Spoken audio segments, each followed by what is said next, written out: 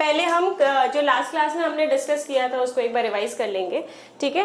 फिर हम कुछ क्वेश्चंस डिस्कस करेंगे। हम क्या पढ़ रहे थे, इलेक्ट्रोकेमिस्ट्री पढ़ रहे थे और हमने इलेक्ट्रोकेमिकल सेल के बारे में पढ़ा था और इसका कंस्ट्रक्शन किया था। हाँ, this chapter is purely numerical based, लेकिन कुछ चीज़ें ऐसी हैं जिसके लिए आपको एक दो चैप्टर्स जो है 11th क्लास के वो क्लियर होने चाहिए, तो मैं वहाँ तक नहीं जाऊँगी। जो आपके 11th में ही जो आपका यूज़ हो जाए, मैं सिर्फ वहीं तक रहूँगी, ठीक है। तो उसकी टेंशन मत लो, क्योंकि इसके लिए आपको थर्मोडायनेमिक्स हो गया, आयनिक इक्विलिब्रियम हो गया, इसका थोड़ा बहुत आइडिया होना चाहिए। तो we will not go that far, ठीक है। So let us start with electrode potential. हम लास्ट क्लास में डिस्कस कर रहे थे।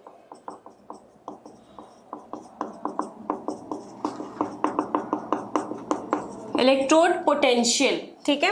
इलेक्ट्रोड पोटेंशियल हमने क्या बोला था, it is nothing but the potential difference. Potential difference, जैसे हम अलग अलग सब्जेक्ट्स में अलग अलग तरह के पोटेंशियल डिफरेंस की बात करते हैं, यहाँ पे जो पोटेंशियल डिफरेंस जनरेट हो रहा है वो हो रहा है by the movement of ions, ठीक है। तो क्या हमने पोटेंशियल, इलेक्ट्रोड पोटेंशियल का हमने डेफिनेशन लिख लिया था लास्ट क्लास में, ठीक है। मैं एक बार फिर से रिपीट कर देती हूँ। हमने क्या देखा था, depending upon two types of tendencies, हमारा जो वेट ऑफ रॉड था वो बढ़ रहा था, घट रहा था, या तो फिर सेम रह रहा था, ठीक है।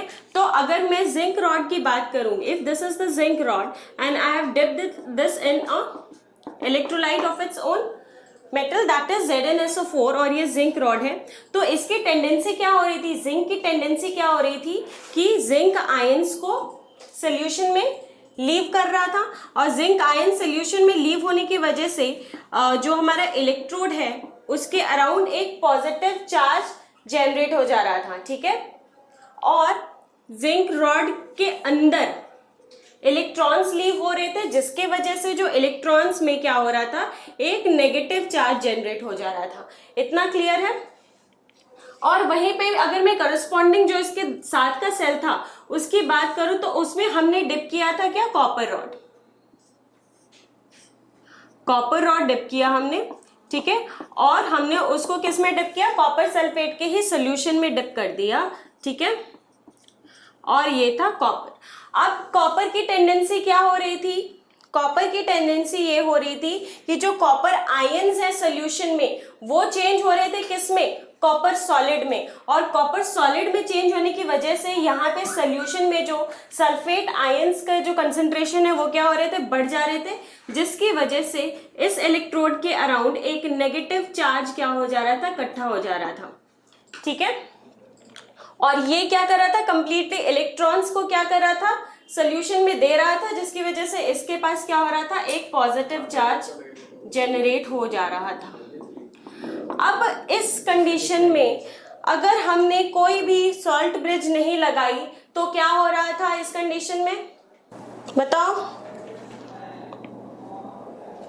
इस पर्टिकुलर कंडीशन की मैं बात कर रही हूं जब सिर्फ कंडक्टिंग, हाँ, ये क्या हो जा रहा था, वर्किंग स्टॉप हो जा रहा था। वर्किंग स्टॉप क्यों हो रहा था, वर्किंग स्टॉप इसलिए हो रहा था क्योंकि यहाँ पे ये जो चार्ज थे और यहाँ पे ये जो चार्ज थे ये आपस में क्या हो गए थे, इक्विलिब्रियम में आ गए थे। इक्विलिब्रियम में कैसे आ गए थे, ये जो नेगेटिव चार्ज था इसको पॉजिटिव चार्ज खींच के रखा रह रहा था अपने पास, और यहाँ पे जो रॉड पे पॉजिटिव चार्ज था उसको नेगेटिव चार्ज अपनी तरफ अट्रैक्ट करके रखा रह रहा था। मतलब this was the condition of what, equilibrium. इसी को हम क्या बोल रहे हैं, इक्विलिब्रियम का कंडीशन बोल रहे हैं। अब इक्विलिब्रियम के कंडीशन में हमने क्या बोला था, at the condition of equilibrium, in the condition of equilibrium there will be some separation of charge. यहाँ पर क्या हो गया है, कुछ सेपरेशन हो गया है चार्जेस का। अब इन चार्जेस के सेपरेशन की वजह से क्या जनरेट हुआ, एक पोटेंशियल डिफरेंस जनरेट हुआ, और इसी पोटेंशियल डिफरेंस को हमने क्या नाम दिया, इलेक्ट्रोड पोटेंशियल, इलेक्ट्रोड पोटेंशियल। अब जो हमने इलेक्ट्रोकेमिकल सेल के बारे में कुछ चीजें हमने पढ़ी थी उसको हम देखते हैं। बताओ, इलेक्ट्रोकेमिकल सेल में एनोड किस साइड पे रहेगा हमेशा, वेरी गुड, ठीक है, लेफ्ट साइड पे रहेगा। एनोड पे हमेशा चार्ज कैसा होगा, नेगेटिव, ठीक है। कैथोड राइट साइड पे होगा और कैथोड पे चार्ज क्या होगा, पॉजिटिव। एनोड पे हमेशा कौन सा फिनोमिना होगा, एनोड पे हमेशा क्या चीज होगी, ऑक्सीडेशन, ठीक है। एनोड पे हमेशा क्या होगा, ऑक्सीडेशन होगा, और कैथोड पे क्या होगा, रिडक्शन होगा। लेकिन अगर ध्यान से देखो, अगर मैं सिर्फ इस सेल की बात करूं तो ये कौन सा सेल है, हमने क्या बोला था, इसको मैं बोलूंगी हाफ सेल। और कौन सा वाला हाफ सेल है ये, this is what, this is a half cell, this is oxidation half cell. इसी को हम एनोड हाफ सेल भी बोलते हैं, इसी को हम नेगेटिव हाफ सेल भी बोलते हैं, ठीक है। इसको लेफ्ट हाफ सेल भी बोलते हैं, 4 नाम होते हैं इसके, ठीक है। कोई भी आएगा आपको पता ही है, ठीक है। ये क्या है, आपका हाफ सेल है। कभी भी हाफ सेल अकेले क्या फंक्शन कर सकता है, ठीक है। कभी भी कोई हाफ सेल अकेले फंक्शन नहीं कर सकता, ठीक है। ये अलग हाफ सेल है, ये अलग हाफ सेल है, ये दोनों कभी भी अकेले अकेले फंक्शन नहीं करेंगे। इन दोनों को अगर एक दूसरे से मैं जोड़ दूंगी तब ये फंक्शन कर सकते हैं, ठीक है। गैल्वेनिक सेल देखो, ये एक इलेक्ट्रोकेमिकल सेल है। इलेक्ट्रोकेमिकल सेल को ये गैल्वेनिक सेल बोलते हैं, और गैल्वेनिक सेल मतलब गैल्वेनिक हाफ सेल्स हैं, ये दोनों इलेक्ट्रोकेमिकल हाफ सेल्स हैं, ठीक है। वो नाम है इनका, सिर्फ वो मैंने आपको बताया था। अगर बताओ इस पोजीशन हॉरिजॉन्टल वर्टिकल कैसे हो सकता है, पोजीशन सिर्फ लेफ्ट या राइट होगा, ठीक है।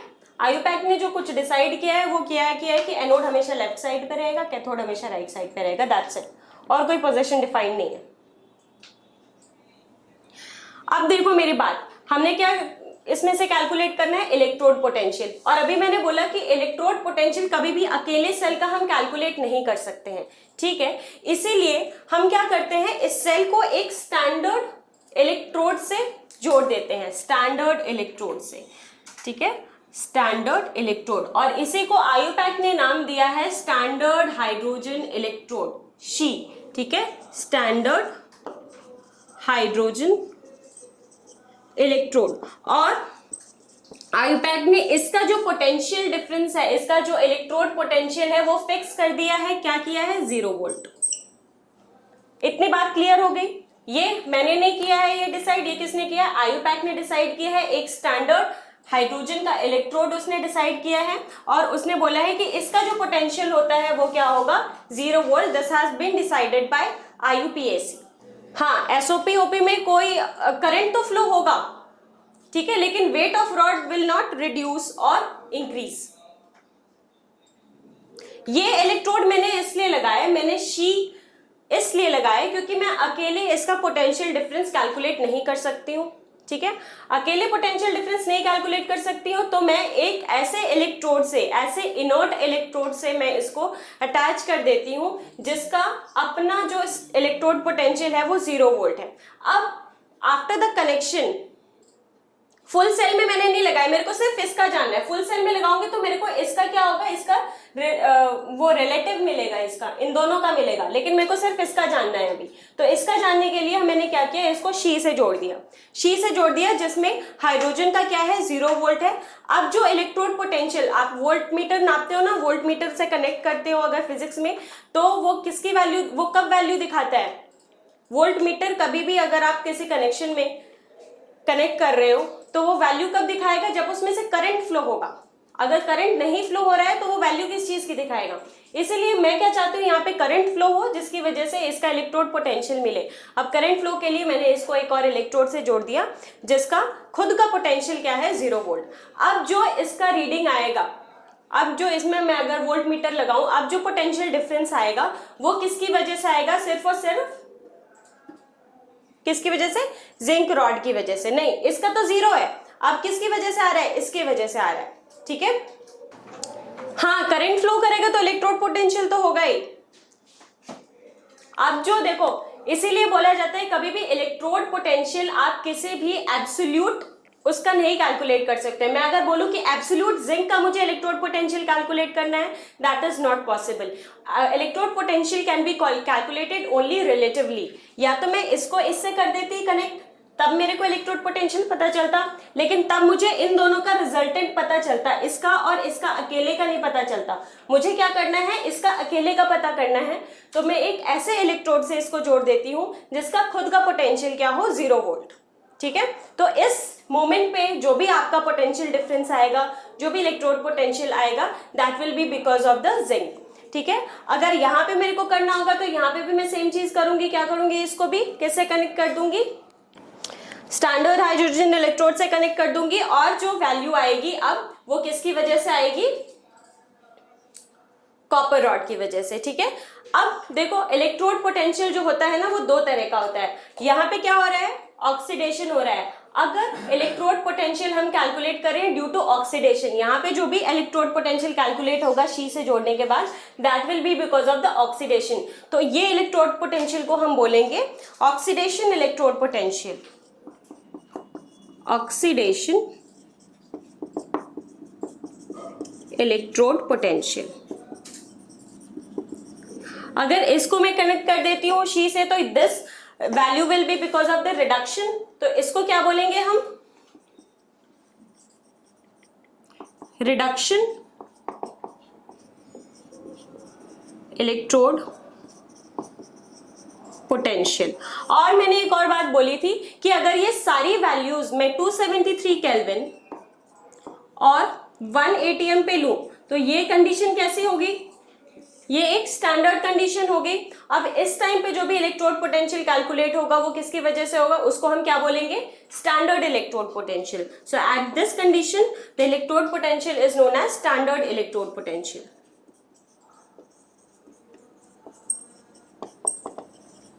इतनी बात समझ में आ गई। जीरो इलेक्ट्रोड पोटेंशियल नहीं होगा, इलेक्ट्रोड पोटेंशियल तो कुछ ना कुछ होगा ही, है ना। That will act as inert electrode, that will be only the carrier of electron। ठीक है, वो हमें सिर्फ वेट ऑफ रॉड के लिए मैंने एसओपी और ओपी का फिनोमिना आपको समझाया था, लेकिन करंट तो तब भी फ्लो करेगा, मेटल तो वो है ही। ठीक है, तो that will be only because of the flow of electron जो भी आएगा। नहीं, अभी तक उसकी वैल्यू से कोई मतलब नहीं है। हम इनर्ट इलेक्ट्रोड्स का एक सेपरेट टॉपिक पढ़ेंगे, उसमें आपको और क्लियर हो जाएगा। अभी आप सिर्फ जो फिनोमिना जो चल रहा है वो समझिए। ठीक है, जो आपके स्टैंडर्ड जो कुछ एक दो आपके वो है वो समझिए। समझ में आ गया इतना, लिख लें अब इसको। चार्ज सेपरेशन ऐसे ही हो जाएगा ना, अगर आप उस टाइम पर अगर शी से जोड़ दो उसको, तब आपका चार्ज सेपरेशन हो जाएगा। ठीक है, आप एक और चीज लिख दो इसमें कि electrode potential is not an absolute quantity. नीचे नोट करके लिखना, electrode potential is not an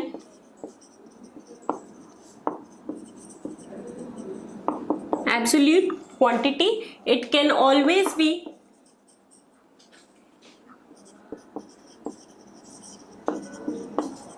calculated relatively।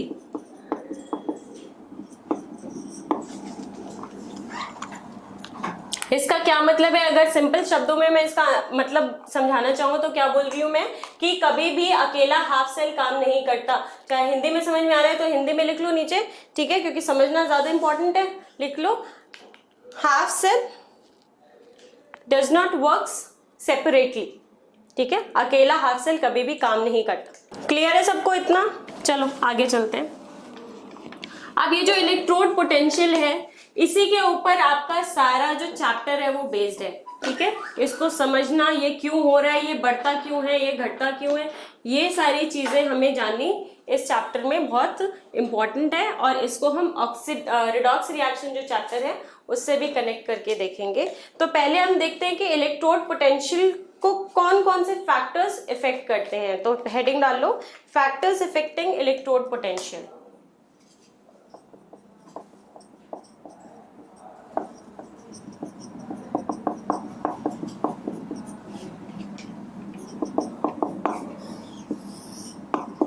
Factors affecting electrode potential. तो आप लोग को क्या क्या लगता है, कौन कौन से फैक्टर्स इफेक्ट करते होंगे इलेक्ट्रोड पोटेंशियल को? क्या ये नेचर ऑफ इलेक्ट्रोड पे डिपेंड करेगा? टेम्परेचर प्रेशर पे तो करेगा, ठीक है।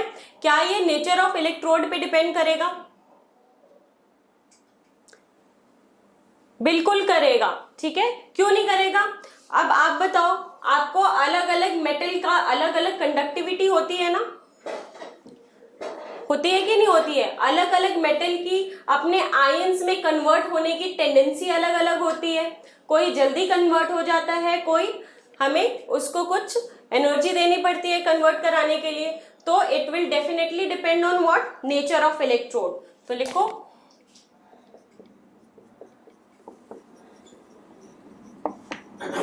Nature of electrode. Nature of electrode अगर आयरन है तो आयरन किस में कन्वर्ट हो सकता है, Fe+2 में भी कन्वर्ट हो सकता है। आयरन किस में कन्वर्ट हो सकता है, Fe+3 में भी कन्वर्ट हो सकता है। अगर हम जिंक ले रहे हैं तो जिंक भी किस में चेंज हो सकता है, Zn+2। तो ये अलग अलग तरह के क्या है आपके मेटल्स है या इलेक्ट्रोड है। यहाँ पे मेटल को ही हम इलेक्ट्रोड बोल रहे हैं, तो it is depending on the nature of electrode. ठीक है, दूसरा चीज ये डिपेंड कर रहा है आयंस पे, आयंस, कंसेंट्रेशन ऑफ आयंस।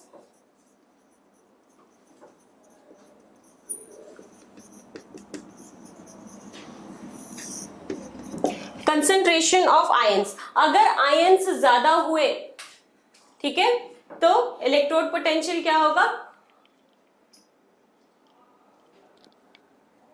ज्यादा होगा। ठीक है, it is also depending on the concentration of ions. And next it will be depending on what, temperature and pressure. ये जो आपका ये डिपेंडेंस है ना, वी विल मोर क्लियरली,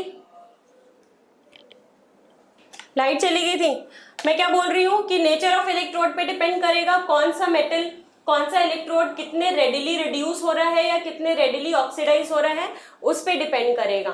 ठीक है, दूसरे पे डिपेंड कर रहा है, कंसेंट्रेशन ऑफ आयंस पे डिपेंड कर रहा है एंड टेम्परेचर एंड प्रेशर पे डिपेंड कर रहा है। इसका जो डायरेक्ट आपका डिपेंडेंस है वो हम जानेंगे एक इक्वेशन से। नर्नस्टेक साइंटिस्ट थे, उन्होंने एक इक्वेशन बनाई थी, वो इक्वेशन हम पढ़ेंगे, लेकिन अभी नहीं, थोड़ी देर बाद। ठीक है, अभी इतना लिखो।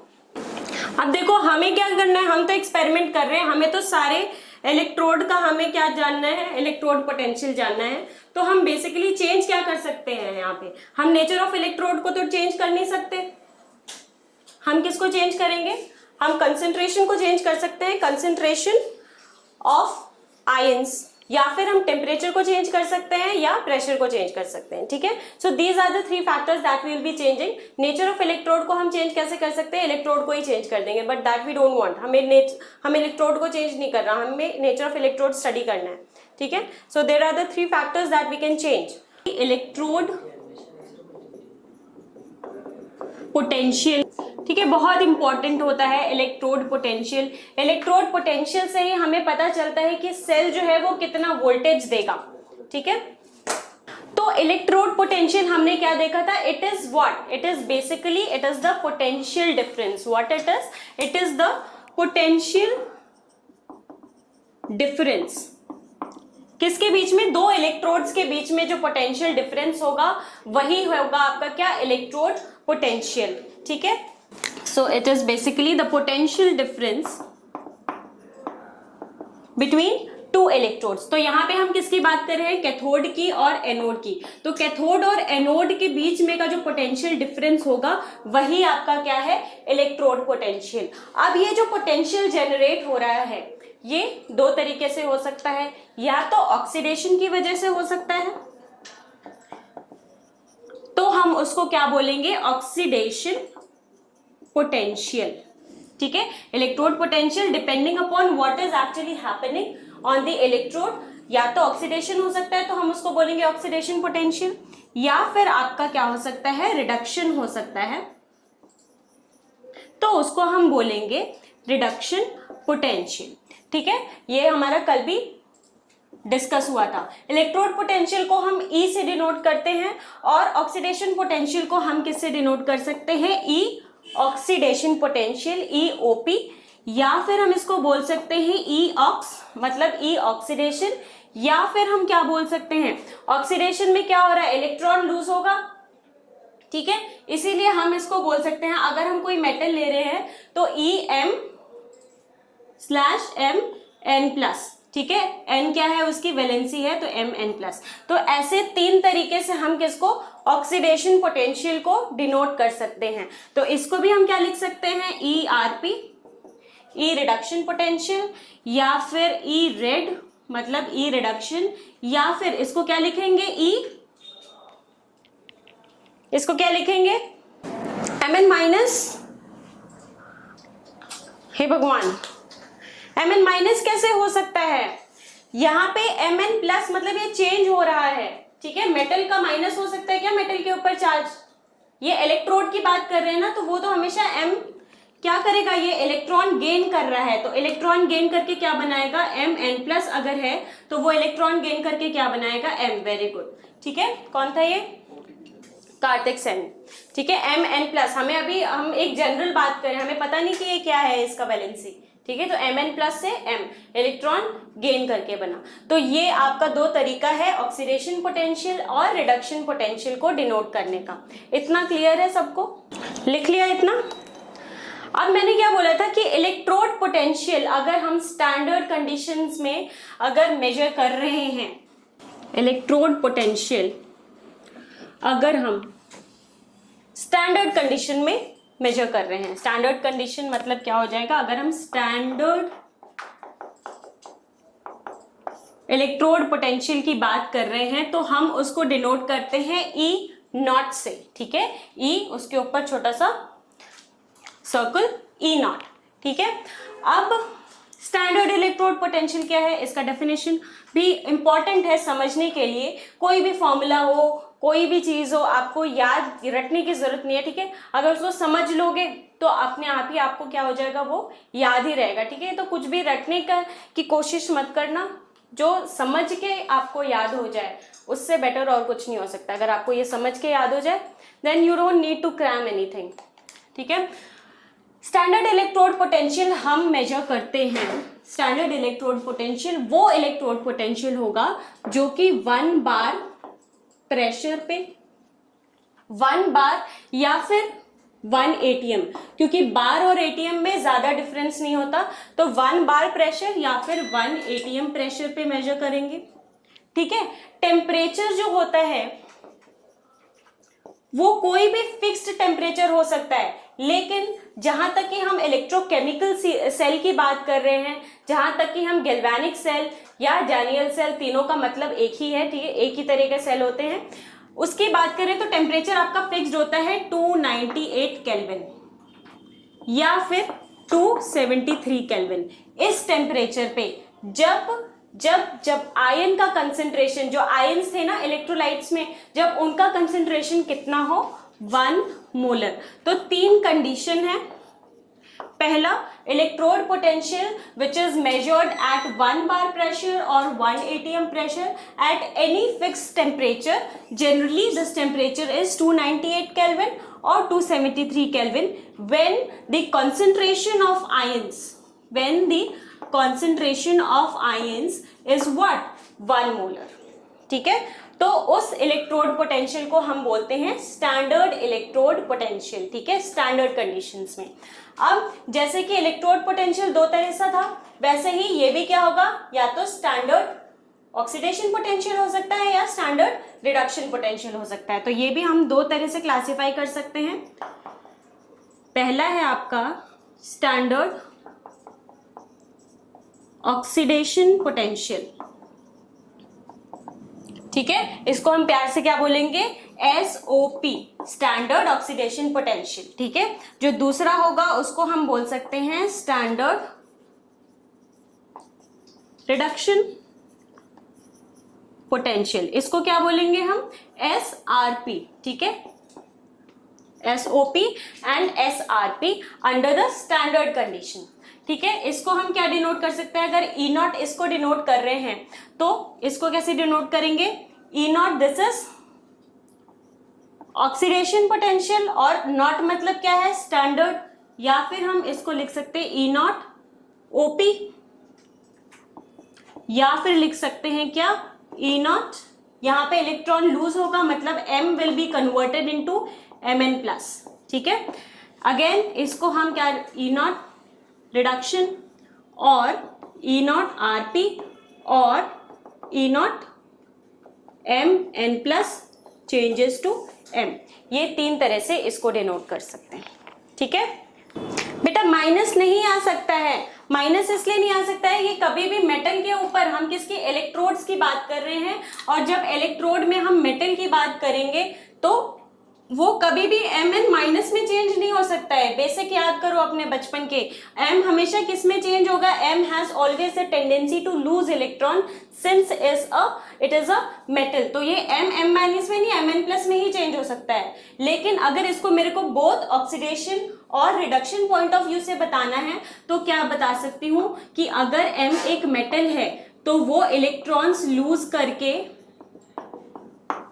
क्या बना सकता है, Mn प्लस, ठीक है। या फिर अगर कोई आयन है तो वो इलेक्ट्रॉन गेन करके क्या बना लेगा, n इलेक्ट्रॉन्स गेन करके, ठीक है। तो ये दोनों चीजें दिखा सकती हूं मैं, ठीक है। मैं इसकी प्रॉपर्टी चेंज नहीं कर सकती, मैं इसको मेटल से नॉन मेटल तो बना नहीं सकती हूँ। टेंडेंसी तो इसकी इलेक्ट्रॉन क्या करने की होगी, लूज करने की ही होगी, ठीक है। बस ये हो सकता है कि आयन से मेटल बन जाए और मेटल से आयन बन जाए, क्योंकि जिंक और कॉपर में देखो दोनों में क्या हो रहा था, या तो इलेक्ट्रॉन गेन हो रहा था, इलेक्ट्रॉन या तो लूज हो रहा था, मतलब वो या तो आयन से मेटल बन रहा था या मेटल से आयन बन रहा था, ठीक है। कॉपर +2 कॉपर -2 में चेंज नहीं हो रहा था क्योंकि वो उसकी टेंडेंसी नहीं है, it is a metal. Zinc +2 zinc solid में कन्वर्ट हो रहा है, ठीक है।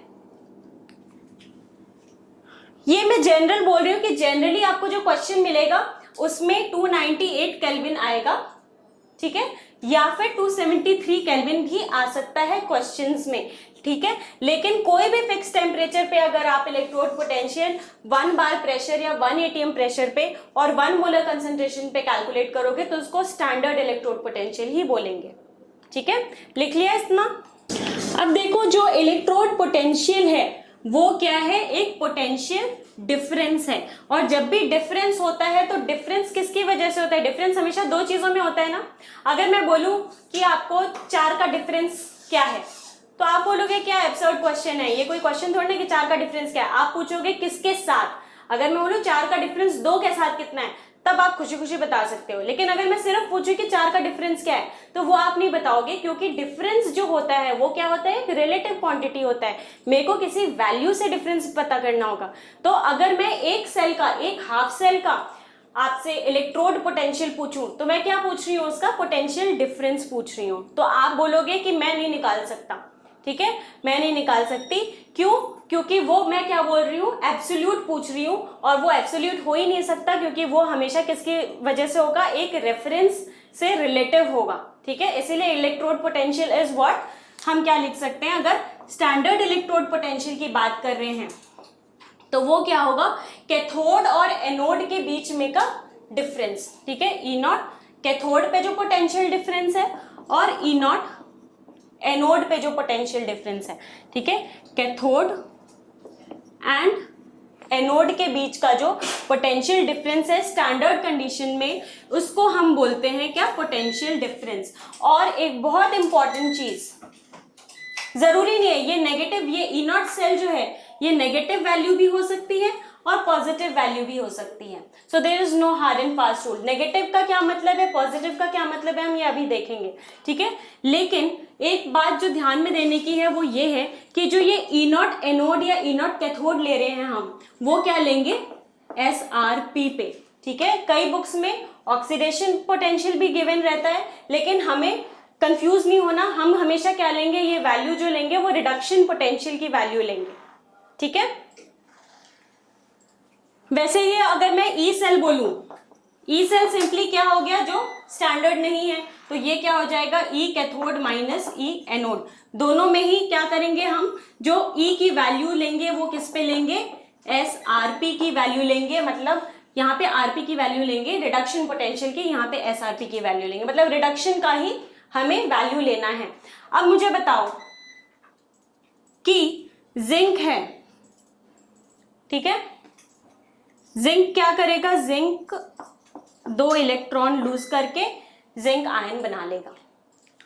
अगर मैं स्टैंडर्ड कंडीशन पे इसका रेफरेंस के साथ पोटेंशियल निकालूं तो वो क्या आएगा, ERP आएगा या ESP क्या आएगा, ऑक्सीडेशन पोटेंशियल आएगा या रिडक्शन पोटेंशियल आएगा,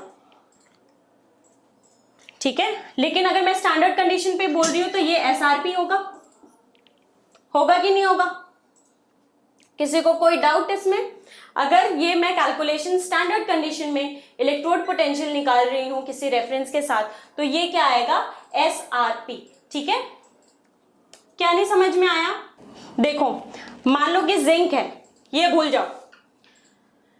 रेफरेंस हमने क्या बोला था कल? मैंने एक स्टैंडर्ड इलेक्ट्रोड रेफरेंस लिया था, वो मैं अभी बताऊंगी वो क्या था, शी था। ठीक है, जिसका हमने 0 मान लिया था, वो सब भूल जाओ। अभी मुझे सिर्फ इतना बताओ कि अगर जिंक चेंज हो रहा है, जिंक आयन, और 2 इलेक्ट्रॉन लूज करके, तो ये क्या आएगा? रिडक्शन पोटेंशियल है आएगा इसका, या ऑक्सीडेशन पोटेंशियल आएगा? क्यों बेटा? ये क्या आ रहा है? इलेक्ट्रॉन गेन कर रहा है या लूज कर रहा है? लूज कर रहा है। ठीक है, तो ये SOP आएगा अगर स्टैंडर्ड कंडीशन में हम निकाल रहे हैं। ठीक है, अगर मैं इसको रिवर्स कर दूं, अगर मैं जिंक आयन को 2 इलेक्ट्रॉन दे दूं, अब क्या आएगा? What is this now under standard conditions? This is SRP। अब मुझे बताओ, जो वैल्यू होगी SOP की और SRP की, वो क्या होगी? एक दूसरे के नेगेटिव के बराबर होगी। होगी कि नहीं होगी? यहाँ पे 2 इलेक्ट्रॉन लूज कर रहा है, यहाँ पे 2 इलेक्ट्रॉन एक्सेप्ट कर रहा है, तो जो भी SOP की वैल्यू होगी, जो भी SOP की वैल्यू होगी, वो क्या माइनस ऑफ SRP होगी? इसमें कोई किसी को डाउट? ठीक है, SOP की वैल्यू हमेशा क्या होगी? नेगेटिव ऑफ SRP होगी। अगर स्टैंडर्ड कंडीशन नहीं है तो OP की वैल्यू हमेशा क्या होगी? Negative of RP। ये बात भी क्लियर है सबको? दोनों में डिफरेंस समझ में आ रहा है क्या क्या है? ये दोनों समझ में आ गया? ये दोनों क्या है, कहां से आया, और दोनों में डिफरेंस क्या है? मैं बताती हूं, क्योंकि हम क्या ले रहे हैं? पोटेंशियल डिफरेंस ले रहे हैं। ठीक है, potential difference under the same condition. ठीक है, अंडर द फिक्स्ड कंडीशन। तो पोटेंशियल डिफरेंस तो कैसे आएगा? ई कैथोड का जो रिडक्शन पोटेंशियल है उसको माइनस कर देंगे एनोड का जो रिडक्शन पोटेंशियल है उससे, तभी तो आएगा potential difference. Anode minus cathode किस उसमें करेंगे मैं बताती हूं अभी। अगर हम EOP की वैल्यू लेंगे तब हो जाएगा एनोड माइनस कैथोड। यहां पे हमने SRP की वैल्यू ली है। जो पोटेंशियल डिफरेंस हम मेजर करते हैं वो स्टैंडर्ड रिडक्शन पोटेंशियल पे मेजर करते हैं, इसीलिए E cathode minus E anode आएगा। ठीक है, अगर मैं ये बोलूं कि अब देखो मैं 3-4 इसका और फॉर्मूले इससे बनाती हूं, आपको मुझे बताना है कि ये सही है या गलत। ठीक है, ये क्या था?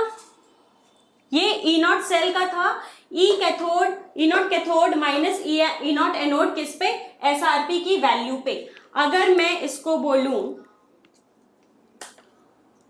कि E0 of cell is equals to E0 of anode, यहां पे मैं OP की वैल्यू ले रही हूं, प्लस E0 ऑफ कैथोड, यहां पे मैं RP की वैल्यू ले रही हूं। यहां पे OP की वैल्यू इसलिए ली क्योंकि एनोड पे आप सबको पता है ऑक्सीडेशन होता है और कैथोड पे क्या होता है? रिडक्शन होता है। तो क्या ये फॉर्मूला सही है?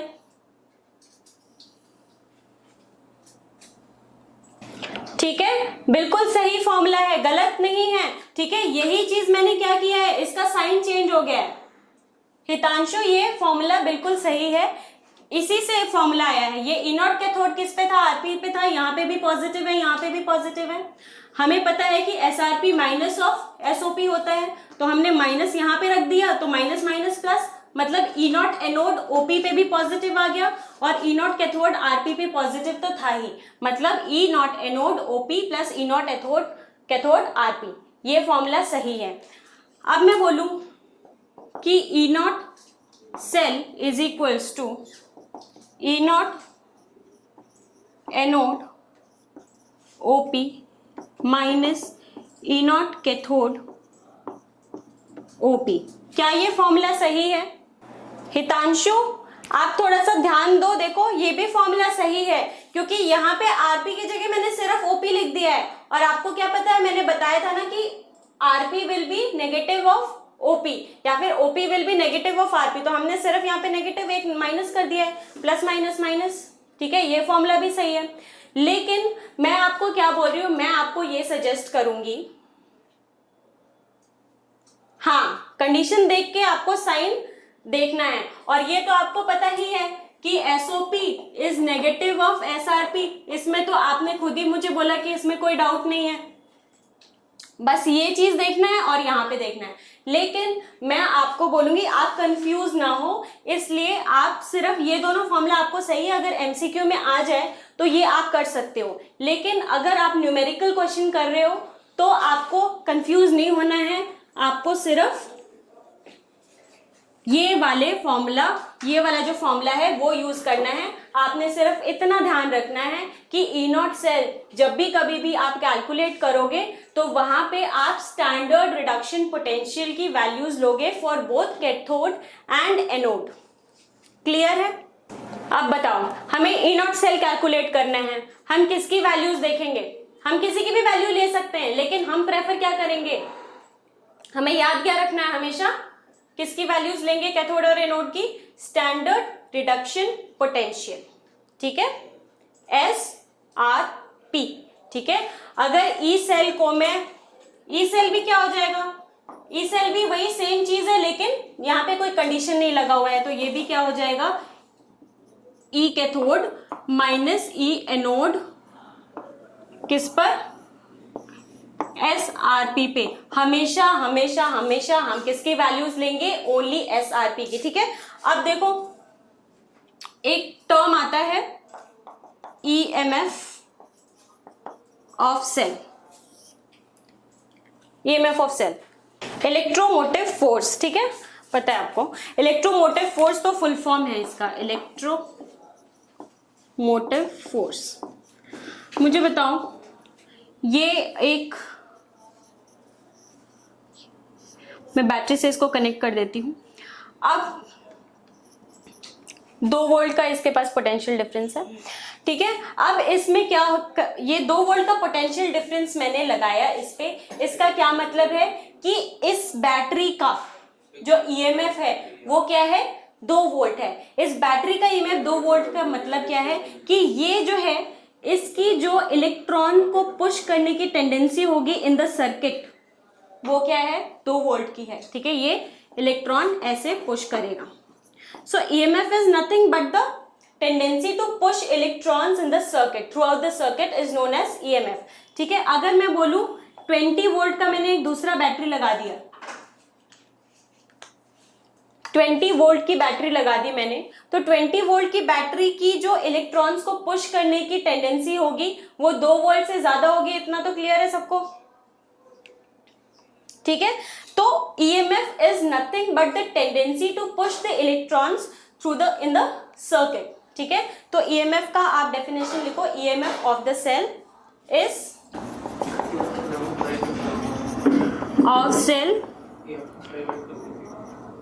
is the tendency to push the electrons in the circuit, ठीक है। और ये तो आपको पता है कि जिसका जितना ज्यादा ईएमएफ होगा उसका उतना ही ज्यादा टेंडेंसी होगी इलेक्ट्रॉन्स को सर्किट में पुश करने की, ठीक है। ये अगर लिखना है तो लिख लो, more the EMF more will be the tendency of the battery to push the electron। अब देखो, जब हम केमिस्ट्री में बात करेंगे तो EMF ऑफ द सेल भी पोटेंशियल डिफरेंस है, ठीक है। किसके बीच में? कैथोड और एनोड के बीच में, ये भी पोटेंशियल डिफरेंस है। किसमें? कैथोड और एनोड की, कि कैथोड से एनोड पे जो इलेक्ट्रॉन्स पहुंच रहे हैं वो किस टेंडेंसी से पहुंच रहे हैं, उसका पोटेंशियल डिफरेंस क्या है। तो ये भी एक तरह से क्या है? पोटेंशियल डिफरेंस ही है। जो सेल पोटेंशियल है या इलेक्ट्रोड पोटेंशियल को ही हम सेल पोटेंशियल बोलते हैं। सेल पोटेंशियल भी क्या है? अभी मैंने बोला कि सेल पोटेंशियल भी क्या है? पोटेंशियल डिफरेंस है बिटवीन कैथोड एंड एनोड, ठीक है। तो आप तो ये बोलोगे कि दोनों क्या है? सेम चीज है ना। जब दोनों ही potential difference between cathode and anode है तो दोनों ही सेम चीजें हैं, इतना समझ में आया। फॉर्मूला वाइज ईएमएफ और सेल पोटेंशियल सेम ही होता है, लेकिन एक इसका थोड़ा सा जो थ्योरेटिकल डिफरेंस है वो हम समझने की कोशिश करेंगे। फॉर बोथ हम क्या लिखेंगे, ई सेल ही लिखेंगे, एंड बोथ ईएमएफ और पोटेंशियल सेल का क्या होगा, ई कैथोड माइनस ई एनोड, और ईएमएफ भी क्या होगा, इसको भी ई से ही डिनोट करते हैं, वो क्या होगा, ई कैथोड माइनस ई एनोड। दोनों में हमने किसकी वैल्यूज ली हैं, एसआरपी की वैल्यूज ली हैं, ठीक है।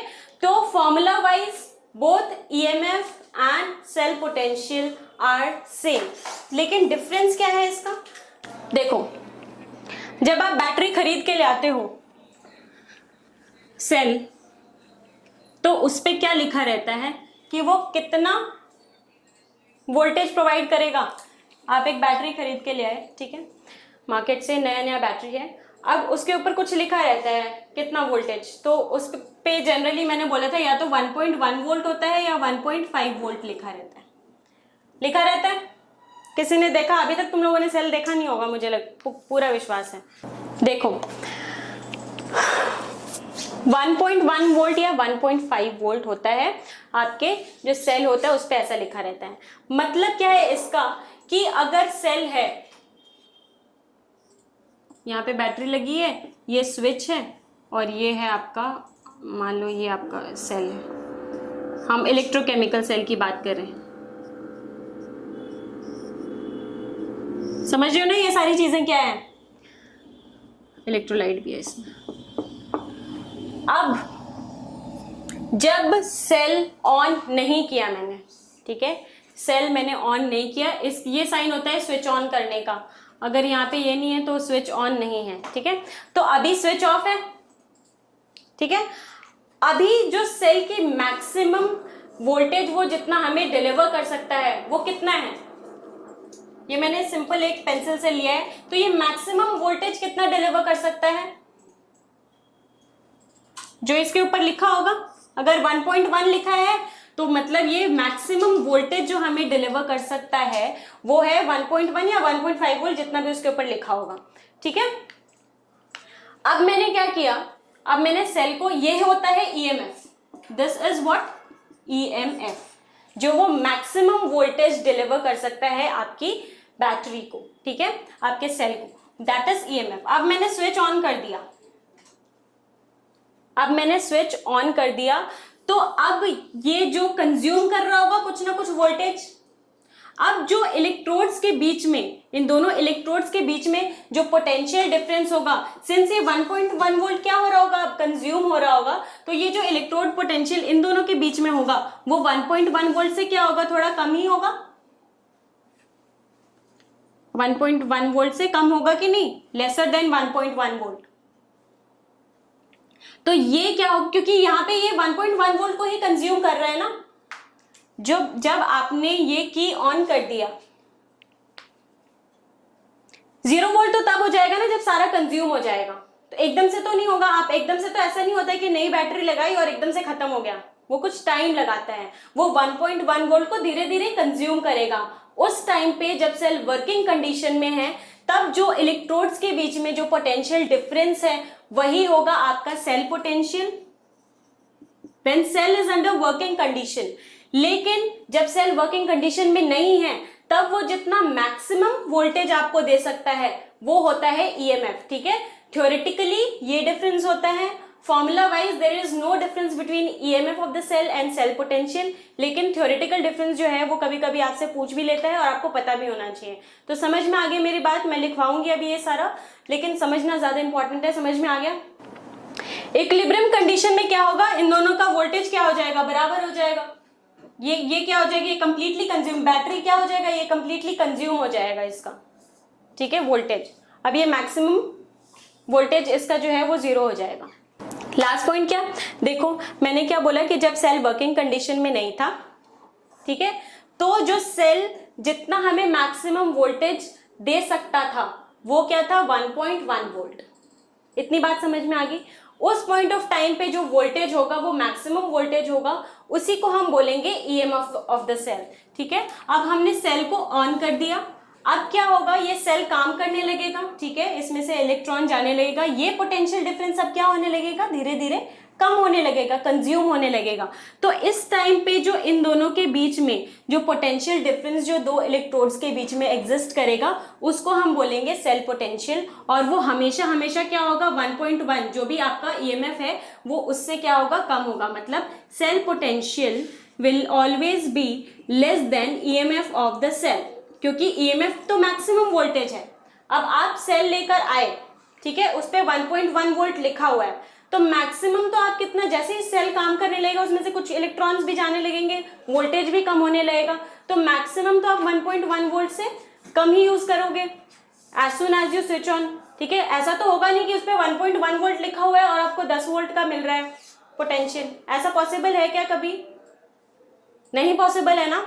इसीलिए जो सेल पोटेंशियल होगा वो क्या होगा, हमेशा ईएमएफ ऑफ द सेल से कम होगा, क्योंकि बैटरी कंटिन्यूअसली क्या होगी, डिस्चार्ज होने लगेगी जैसे ही आप उसको स्विच ऑन करोगे। बात समझ में आ गई? ठीक है, अब इसका डेफिनेशन लिखे ईएमएफ ऑफ द सेल का। ये बनाना है, बना लो। यहाँ पे ईएमएफ के टाइम पे स्विच ऑफ कर देना और सेल पोटेंशियल के टाइम पे स्विच ऑन कर देना। बना लिया? चलो, वेरी गुड। लिखो, EMF of the cell is EMF of the cell is the potential difference between cathode and anode when the cell is not working। ठीक है, और it is the maximum voltage that can be drawn from a cell. It is the maximum voltage that can be drawn from a cell. Clear है इतना?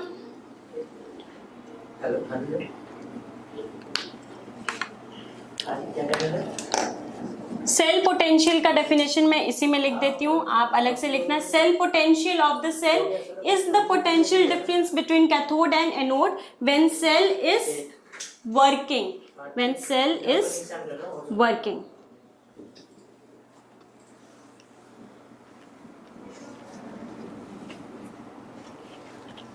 और यहाँ पे आप लिख सकते हो कि सेल पोटेंशियल हमेशा क्या होगा, ईएमएफ से कम ही होगा। दोनों को ही हम E या E0 से रिप्रेजेंट करते हैं डिपेंडिंग अपॉन द कंडीशन। अरे वो मैंने ईएमएफ का लिखा था ना, अभी मैंने सेल पोटेंशियल का लिखा है। ये है सेल पोटेंशियल का डेफिनेशन। दोनों को हम E से ही डिनोट करेंगे, दोनों का फॉर्मूला भी EC माइनस EA होगा रिडक्शन पोटेंशियल पे। ठीक है, और अगर स्टैंडर्ड कंडीशन में है तो दोनों को हम E0 से रिप्रेजेंट करेंगे। सब कुछ सेम है, बस डिफरेंस इतना है कि ये मैक्सिमम वोल्टेज होता है और ये जब सेल वर्क करने लगेगा तो उसके बाद जो वोल्टेज वो डिलीवर करेगा वो होता है सेल पोटेंशियल। लिख लिया इतना? Calculation of electrode potential. मैंने क्या बोला था आपको कि इलेक्ट्रोड पोटेंशियल कभी भी एक अकेले इलेक्ट्रोड का है या फिर एक अकेले हाफ सेल का आप कैलकुलेट नहीं कर सकते हो। क्यों? क्योंकि एक वो एब्सोल्यूट नहीं, एक रिलेटिव क्वांटिटी है। ठीक है, इसका क्या मतलब है, लिखो, electrode potential of a single half cell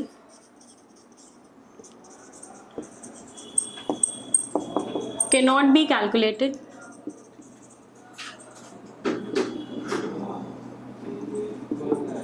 absolutely, मतलब independently। सेकेंड पॉइंट लिखो, it can be calculated, it can only be calculated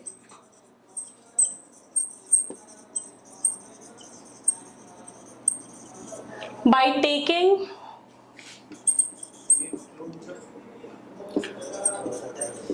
by taking a standard electrode, ठीक है, standard electrode, और स्टैंडर्ड इलेक्ट्रोड जिसको हम रेफरेंस इलेक्ट्रोड भी बोलते हैं, स्टैंडर्ड इलेक्ट्रोड या फिर रेफरेंस इलेक्ट्रोड। स्टैंडर्ड इलेक्ट्रोड या रेफरेंस इलेक्ट्रोड का क्या मतलब है कि उसका हमें ऑलरेडी इलेक्ट्रोड पोटेंशियल नोन होगा। स्टैंडर्ड या रेफरेंस इलेक्ट्रोड whose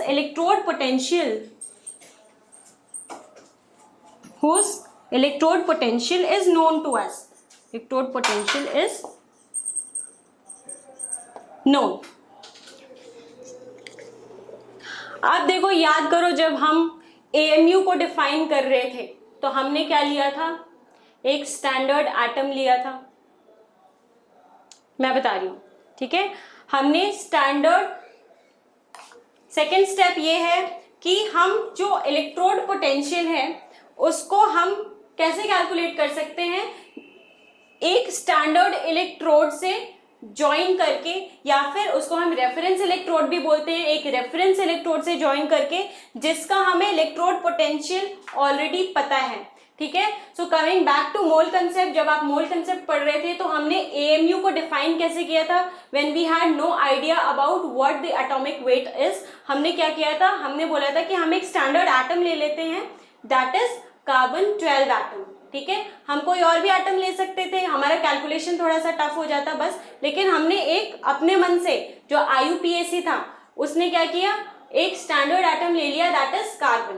तो सिमिलरली उसी तरह से यहाँ पे हम एक स्टैंडर्ड इलेक्ट्रोड ले लेंगे या फिर एक रेफरेंस इलेक्ट्रोड ले लेंगे, जो कि हम क्या लेते हैं, कल मैंने इसका जिक्र किया था, स्टैंडर्ड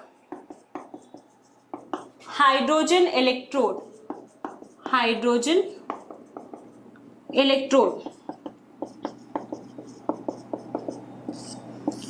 उस टाइम पे हमने AMU को डिफाइन कर दिया था 1/12 into mass of 1 carbon 12 atom, ठीक है।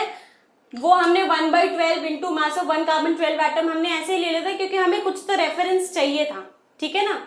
तो हमने भी यहाँ पे स्टैंडर्ड हाइड्रोजन इलेक्ट्रोड का इलेक्ट्रोड पोटेंशियल हमने फिक्स कर दिया, क्या, 0 वोल्ट, ठीक है। इसका हाइड्रोजन, स्टैंडर्ड हाइड्रोजन इलेक्ट्रोड जिसको हम शी बोलते हैं, उसका हमने इलेक्ट्रोड पोटेंशियल क्या कर दिया, फिक्स कर दिया। तो अब मुझे बताओ, अगर मेरे पास एक जिंक इलेक्ट्रोड है dipped in its electrolytic solution, इसका मुझे इलेक्ट्रोड पोटेंशियल कैलकुलेट करना है, तो क्या मैं इसको शी से अटैच कर दूं,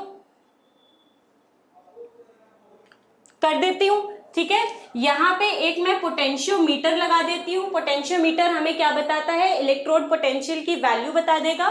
इसको मैंने एक शी से अटैच कर दिया।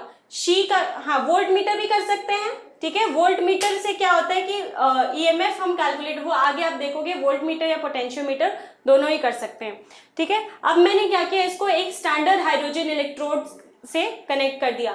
अब मुझे बताओ, स्टैंडर्ड हाइड्रोजन इलेक्ट्रोड में इलेक्ट्रोड हम कैसा लेंगे, नाम ही बता रहे, इलेक्ट्रोड किसका लेंगे,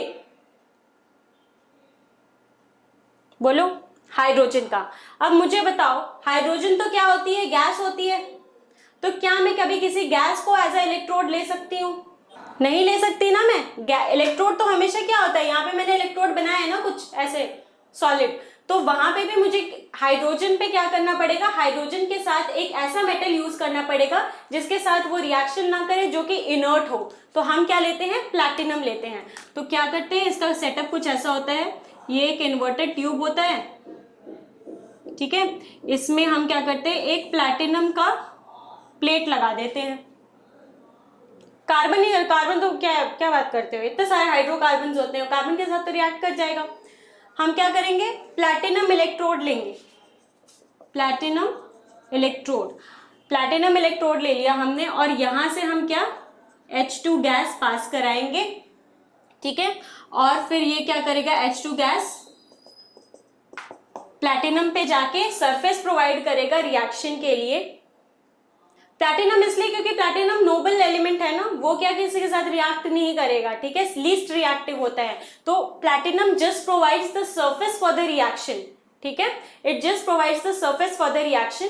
और हमें वही चाहिए, हमें आपस में रिएक्शन नहीं चाहिए, हमें हाइड्रोजन का के लिए सरफेस चाहिए जिससे वो रिएक्ट कर सके और इलेक्ट्रॉन्स को कंडक्ट करा सके। इसलिए हमें मेटल भी चाहिए ताकि इलेक्ट्रॉन्स का कंडक्शन हो सके। तो platinum is the best thing that we could use, that is why we are using platinum electrode here। हमने H2 गैस यहाँ से पास कराया।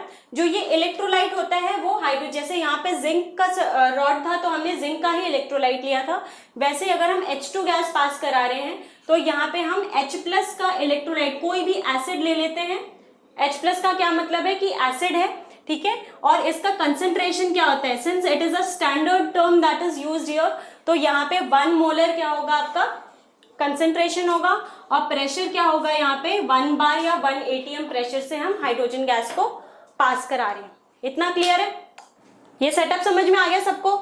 अब देखो अब क्या होगा, मेरा ये पोटेंशियोमीटर का रीडिंग आया मेरा 0.76 वोल्ट।